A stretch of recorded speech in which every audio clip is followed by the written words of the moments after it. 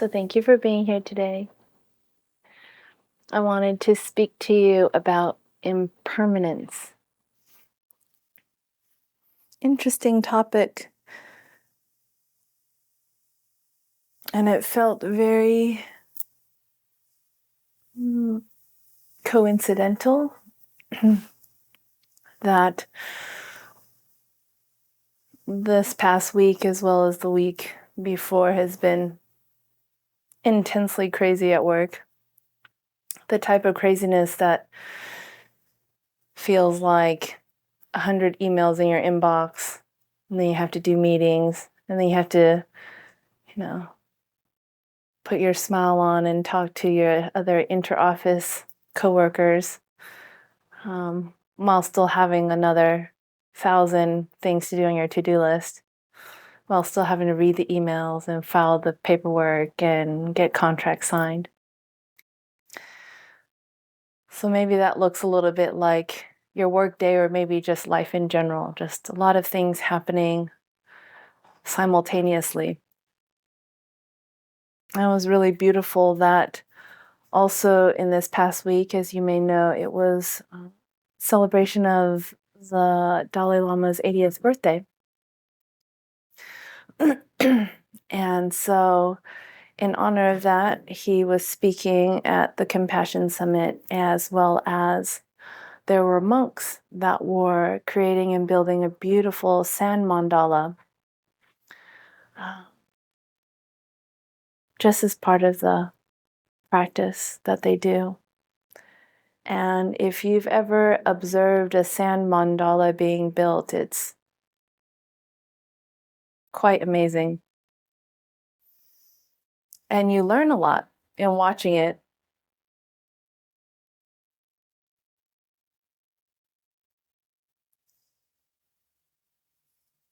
There are different ways that the monks will apply the sand, different color sand, to the specific areas on the table that's been marked out for the mandala. And maybe you'll see them wear kind of like a surgical doctor's mask on their face, so that their breath, as they breathe when they get really close to the sand mandala, doesn't blow away any of the sand, the grains of sand that have been placed in their respective locations. And the monks do this. They spend hours, a lot of focus, a lot of attention and awareness going into this, for it to be blessed and essentially blown away. This whole sand mandala is swept away back into a pile of sand from whence it began. And that's one beautiful practice of showing us impermanence. And underlying the overarching change, impermanence that it holds, is there's certain aspects that come to play. One of them is our practice, our sitting meditation. Amidst all the change in the world, all the change within ourselves, happening all the time, we have our sitting meditation, our practice to center ourselves in.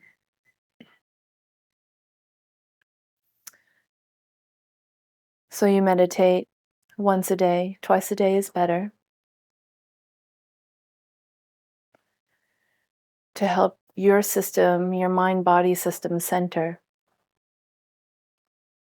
And the other aspect, number 2, is about focus. So you focus when you're sitting in meditation. But then when you get off your cushion, you also have to apply that same amount of focus and attention in your life and in your work, in your relationships, in what you speak and how you speak.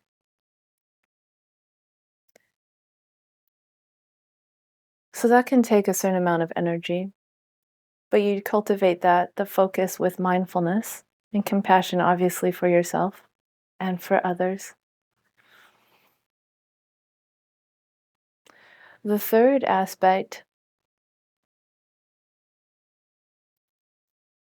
sounds like a riddle, but it's a lot of what's inside is outside of us, and what's outside of us is also inside of us. And what I mean by that is when change is happening, maybe externally around us,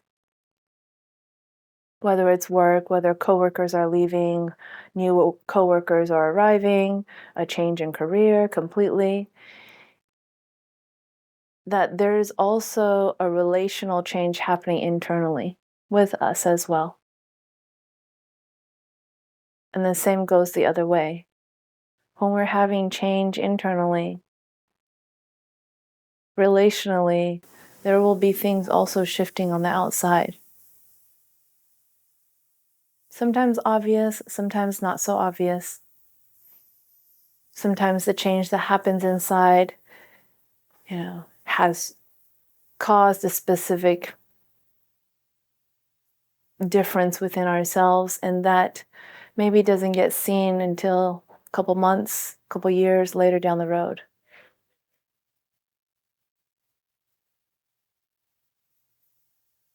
And the fourth aspect around impermanence is never giving up.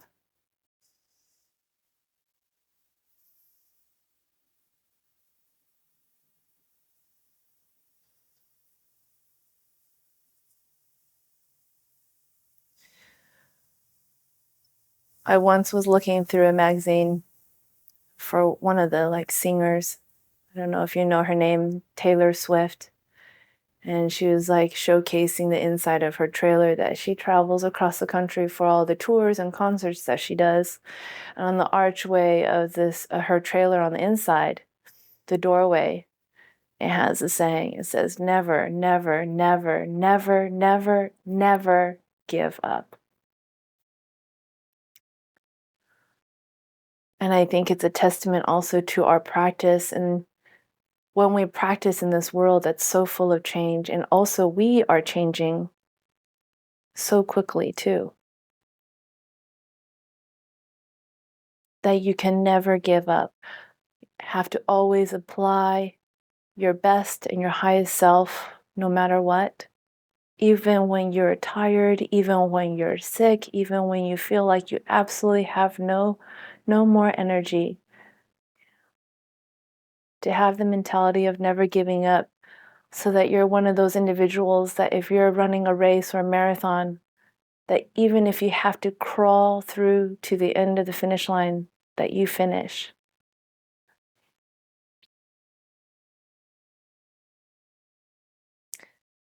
And talking about the attitude of never giving up is, I think we forget and forget to realize that that is almost majority of how we should go about things. And let me explain. I practice a form of martial arts, and it's called Aikido. Comes from a Japanese lineage, and when you have a certain level of proficiency in techniques and so forth like that, you will test in your belt ranking. So there are different belts, starts from white belt and goes up to black belt. And every time you go to test for a belt, you're partnered with your attacker, as they say in Japanese, your uke. And you proceed to go through these techniques that you've rehearsed together to be able to now showcase to the sensei, the main highest teacher of the dojo, to see and showcase to him or her that what you have trained in your techniques is at a certain level where you can move up to the next belt rank. So over the years, I've seen a few different tests of all different levels.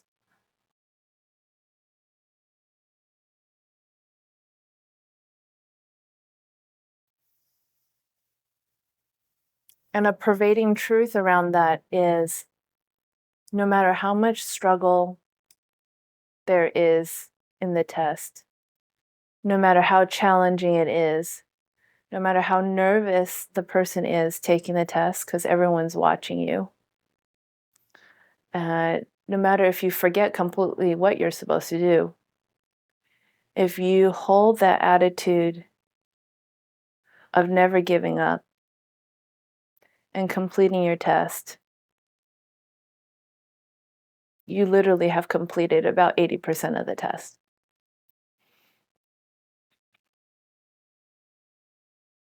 So it's kind of similar with life. We have a lot of challenges, especially in this world today, even though we have a lot of technology on our side to be able to help us streamline our lives. There also comes a lot more challenges. Different than the kind when we didn't have electricity and we would just struggle to build fires.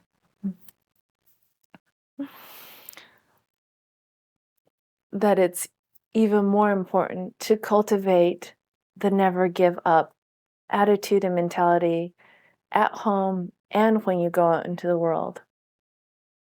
And this goes back a step to talk about kind of the inside, outside, outside in. You can have a wonderful practice at home, get yourself ready to go charge out into the world, go out there in the world and have a never give up mentality, and you succeed and do your best at what has been showing up for you that day. But then if you come back home and you drop that whole attitude of never giving up and you kind of become a sloth, and you need to get chores done and you need to run errands, but you feel like procrastinating, maybe feel a little bit lazy. Since you already gave your best all day today, you figure I deserve a little bit of a rest. I would challenge that by saying,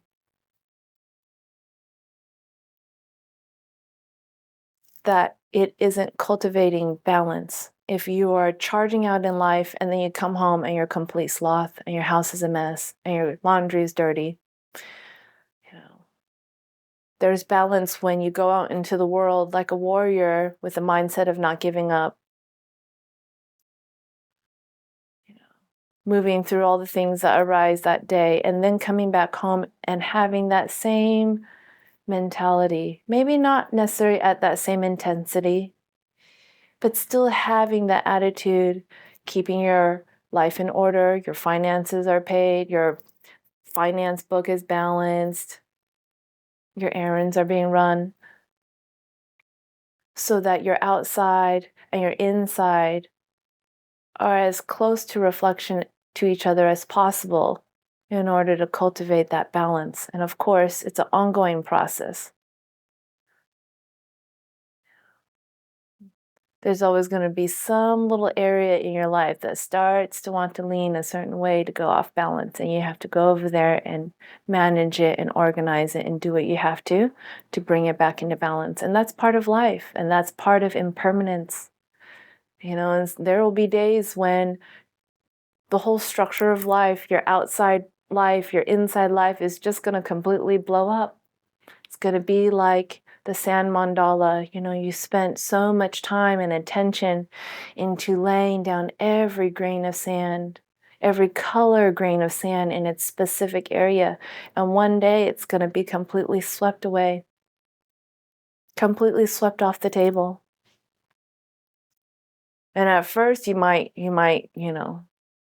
put your hands to your face or your head and go, oh my gosh, what just happened? But if you're aware of the overarching impermanence of life and our practice, and you bring forth those 4 different aspects of it: sitting meditation, the focus, outside, inside, inside, outside, relational balance, and never giving up,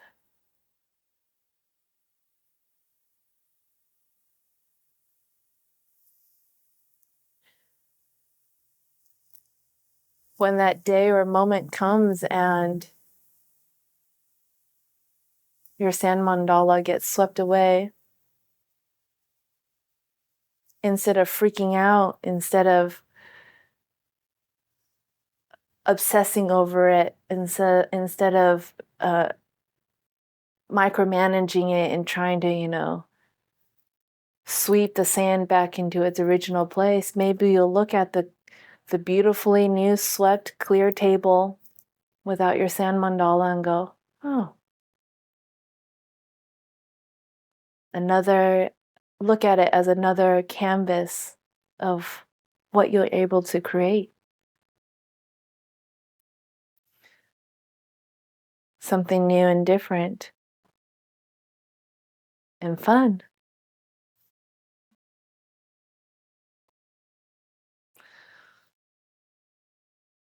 So any questions on that? It's kind of a really big topic and a lot of different pieces in it. Focus. Yes. Meditation. Yes. Insight. Yes. That's right. To go over them. Yeah. Very good. Very good. Yes. Yeah. Sometimes some parts are there and then other parts not. Sure. Yeah. Sure. That's always the challenge. Yes. There's always something to know. Of course. Of course. And you speak to that so well, there is always an aspect of it that we'll work on, and to almost be able to cultivate kind of an internal smile around it.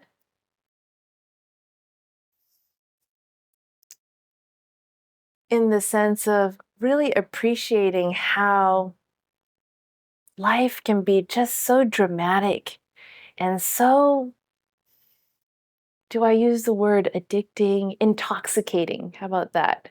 That you get to talk to a coworker or a family member or your partner and you get totally sucked into this thing, whatever the thing is,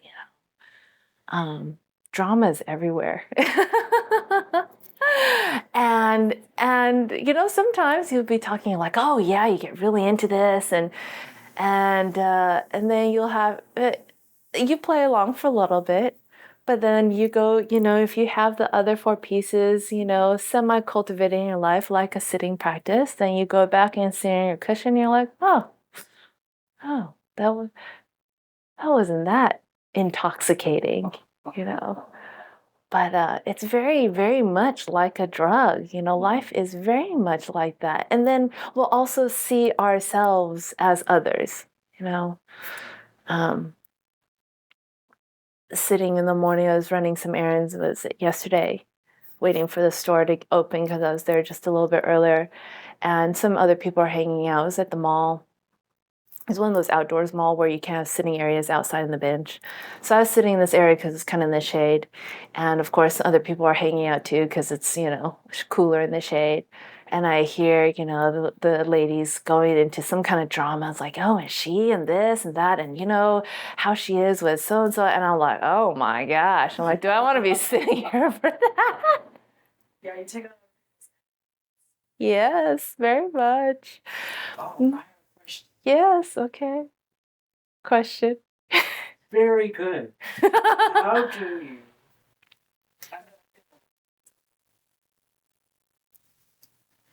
You just let it go through.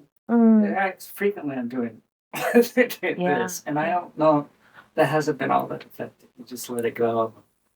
Is that a better approach? Very, very good question. I've worked with multiple ways too as well, and I'll share some of the different, tools that I use. No one right way, and sometimes I try to mix it all together. It's kind of like a painting, you have to figure out what works for the situation, also the people. So as they were talking about this, my initial thing is like, whoa, push it away, keep that outside or just away, And the next thought was like, oh, well, should I just get up and leave? And I was like, oh, but the store's right here. Like, where do I want to? I don't want to go sit in the sun. So I'm like going through this in my head. And as I'm contemplating this, I just take a breath, I settle back down, and I just feel like, no, I feel comfortable here. It feels right that I'm here, you know? All the other options weren't pulling at me. You know, maybe if there was another shaded spot, I would have gotten up and sat over there. But something I've been playing with is kind of a concept of blending or camouflage, if you will. So blending and camouflage, not to the fact that you're invisible, but to the fact where you tune into kind of a level of compassion, of recognition of them and me, of kind of being the same. It's like, oh yeah, I totally have friends who've done that stuff. You know, I'm not in that place right now where I'm like, need to talk about it or anything. But hearing about that, it's like, oh, that I've been there. And that just kind of acknowledgement of like, that it's not them, that they could also be me, and I've been there as well, kind of dissipates that kind of internal, unseen energy that's kind of like they're pushing, like, yeah, can I get to you? And then you're pushing, like, no, don't get to me. And you have this kind of thing going on. So I'm like, well, sounds like something I, went through the other week or something. And then they're like, oh, then there's it kind of dissipates that internal, like, pushing away. And after they talk about it a little bit, you also remember that everything, peaks and then it has its, it lets off the steam. So everything rises and falls. There's no such thing as ongoing intensity forever and ever in a day. It's just not sustainable, So drama happens, it rises and then it falls and it dissipates. So after that, then the children kind of got a little bustling and they're like, oh no, don't do that. No, don't stand on that. So it kind of just dissipated. And then they ended up leaving on their own accord.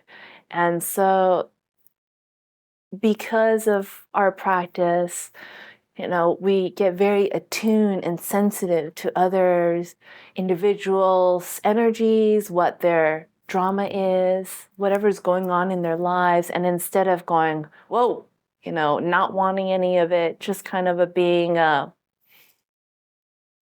casual neighbor of like, oh, how are you doing today? That friendly aspect that kind of dissipates that, oh, well, they seem to be cool. And then you kind of leave them alone. Question, you were going to say a comment? That's just wondering how some days hurt. Yes. Really go really easy. Yes. Other days. So for my emotional disability, my emotional reaction to other things, I just like don't want. Oh, of others and what you're saying? Yeah, and I sometimes I push against it, sometimes I ignore it. Yeah. And it tends to, that's better for me, is that like I can't change that. I can only change my attitude about it. Right. And that helps. Can you give me an example? Hard. Can you give me an example? Be shy. I have a neighbor who's up home. Oh. It's a lot of noise. Tremendous amount of energy, which is not bad. But I've learned to like sometimes I have my window open. Yeah. Have the sliding glass door open. Yeah. That's okay up to a point, but then when we're on the phone talking long distance to the country, they're speaking quite loud. Oh, sure. And I kind of go, okay, I'm not going to change that. And how am I going to introduce this? And it's kind of besides movement. Yeah. So, what am I going to do? I go, I have to accept that that's an ongoing. Yeah. And then the other noise, noise that comes through the walls. Yeah. It challenges me to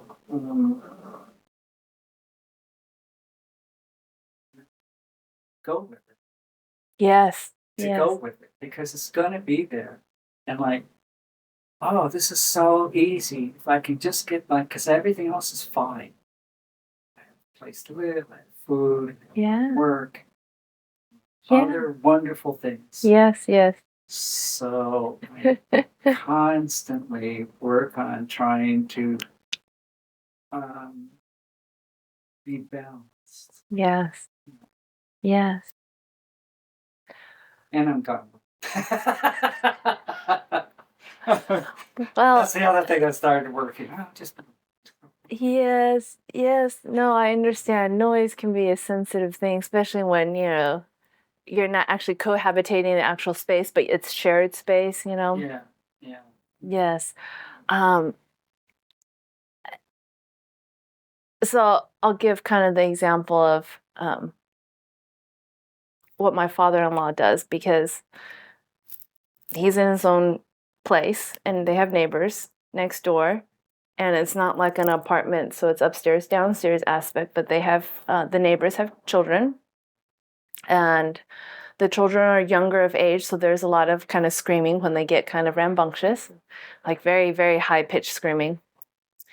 And on top of that, it's they have like a trampoline in the backyard, so it's like high-pitched screaming that like goes over the wall. It's like jump, scream, and it's just like for him. He just turned 87. He's very sensitive to that, the screaming, specifically kids, just very like jarring for him. And the kids aren't going to stop screaming because that's just their way of expressing, and they're playing and they're not harming anybody and they're following the rules. They're staying in their backyard.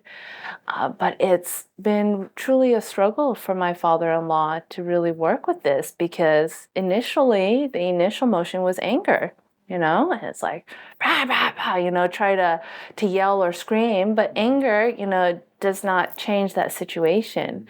And what I know is working on a very subtle level, and totally takes time, is he's having to change himself a little bit. So things like the sliding door that faces that side of the trampoline yard, where the kids are screaming, when he's in that room, watching his afternoon TV and reading his book on his, recumbent bike or something like that, he'll close the sliding glass door window, close all the windows on that side, even though it would have been nice to have some breeze and, so forth, but he'll close that. And if it's still really noisy through that, then he'll move to like a different room and go type, his journal and stuff like that. So he kind of moves his attention and focus around to other things.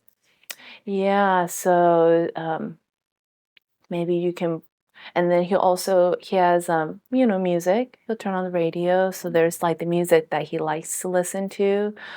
Kind of a concept like a noise cancellation thing going on there. Yeah. Right. I can hear this, which is inside. I can't hear it because I'm focused. Right.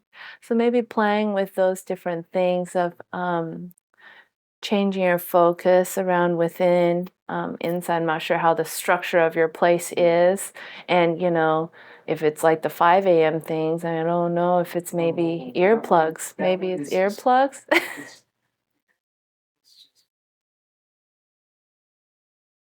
It's the low frequency sound that comes through the walls. Oh. So it's just the drum. Oh. That comes through them.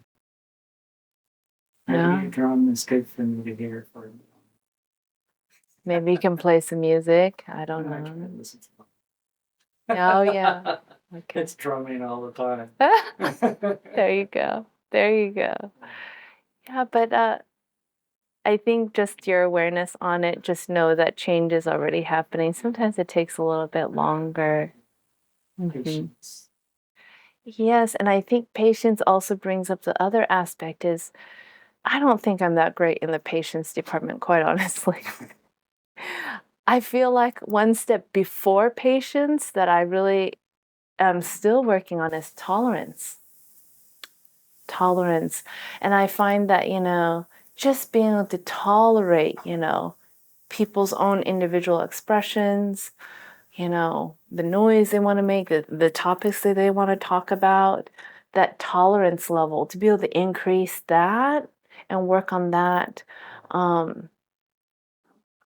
tends to have some very clear correlation with patience for me. So, did you have another comment? Well, I do think I've been working on being broad-minded and more open-minded. Sure. Because I noticed I was more narrow-minded than I thought I was.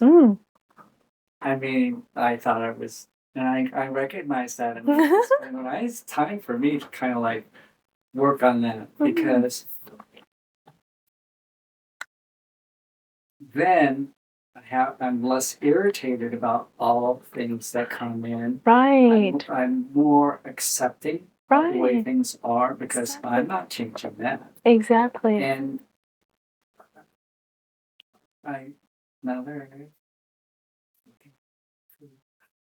No, but it's beautiful what you're speaking to is, change is happening there, just having that cultivating of acceptance.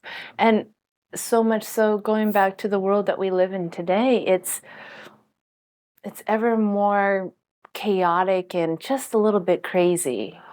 Just a little more wacky. I drive down and I think I am an okay driver, but I know I do things sometimes I'm like, oh my gosh, I'm one of those drivers today. I was like, I don't want to be, but it just happened. And then, I'll drive my normal day and then I'll see kind of these other crazy, wacky drivers. I'm like, oh my gosh. But I do my best to kind of do the oh my gosh, and then I'll be like, okay, I will accept you. And how I do that, my own little game that I'll play, it's terrible. But I won't want to even see the face of the driver. And what I mean by that is like, I don't need to like focus on their face and be like, oh, you're the person that did this and this and this. So my husband's a little bit funny because in the area that we live in, there's a lot of Asians and a lot of different ethnic groups. And, the stereotype of, crazy Asian drivers, especially like crazy Asian women drivers. And I'm like, I'm not one of those people, that's what I fight. And sometimes, again, I feel like I do fall into that category. So, I'll be driving with my husband and he'll be driving and it'll be this funky left turn, U-turn. And I'm like, oh my gosh, that could have been like a crazy T-bone, whatever. He's like, I bet you anything it's an Asian driver. I was like, you can't say that.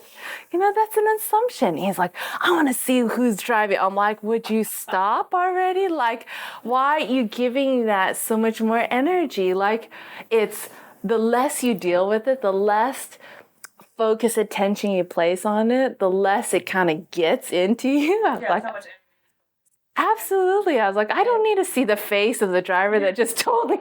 I'm like, I'm good. So what I'm speaking to is there's also, we have compassion as our, base, practice, but there's also a lot of compassion in having dispassion sometimes on certain situations. It depends. I sound like a lawyer.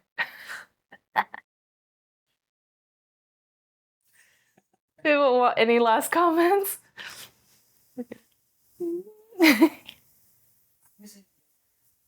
Sure. Yeah. Very prominent among some friends of mine. What prominence? The Asian tribe. Oh, the Asian dress. Oh, yeah. See a lot of Asians there. And yes, in San Francisco. Is that they're, particularly for women, is their first true liberty. Yes. And their father didn't teach them this. No. They learned it on their own. Absolutely. They're first generation. First generation. And so they didn't have that same steady teacher. Yes. Plus, the traffic is it's crazy. It's crazy. So I learned to be careful as much as possible. And like I thought it was kind of fun.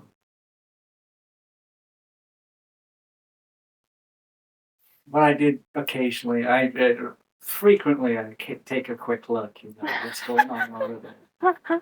And like, they're very competent about what they just maneuvered. they can make that car go a U-turn in a very short distance. Oh, I'm sure. But that's fine because it's, they have a certain level of skill. Mm-hmm. And that will be my fun. Thank you for sharing. And I think that, whatever it is in life, it's absolutely okay to feel those things. I mean, I think sometimes we think we put ourselves into such a high level of perfectionism that it's totally debilitating. So to be able to, I mean, I'll see craziness on the road and I'm like, "Arr!" And I'll scream or something like that. But then I'm like, okay, I'll take a breath. I really will really take a breath. And I'm like trying to find some place in my being to be like, can I wish you well? And then when I kind of get there close enough, I'm like, okay, I wish you well. Then I'm like off to the next thing, so yes, yes to all of it. So let's go ahead and meditate. And we'll do 3 songs.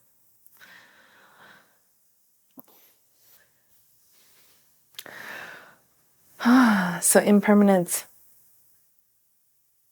change is absolutely all around us. And even though we might put every ounce of energy and effort into laying the right color grain of sand in the right area on the sand mandala, that don't forget to have fun. Don't be mad if a bird comes to land on your sand mandala table and messes up the sand.